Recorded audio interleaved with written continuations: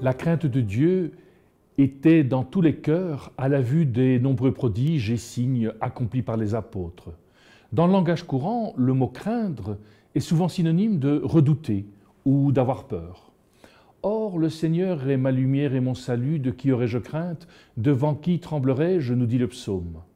Nous n'avons donc aucune raison d'avoir peur de Dieu. Mais comment alors comprendre cette expression de la crainte de Dieu? La crainte de Dieu est le fait de le respecter, de se soumettre à sa loi, une loi d'amour, une loi qui n'avilit pas l'être humain, mais qui l'élève. Une voie de bonheur s'ouvre pour tout qui s'applique à vivre dans la crainte de Dieu.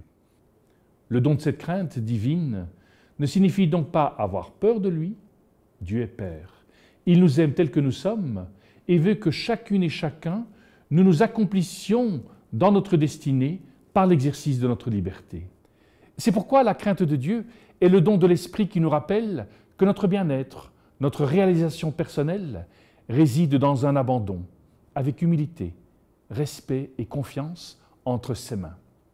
Lorsque l'Esprit Saint établit sa demeure au plus intime de nous-mêmes, il nous transmet réconfort et paix et nous conduit à nous sentir, à nous ressentir tels que nous sommes, c'est-à-dire des êtres aimés de Dieu, et ce, quel que soit notre chemin d'humanité.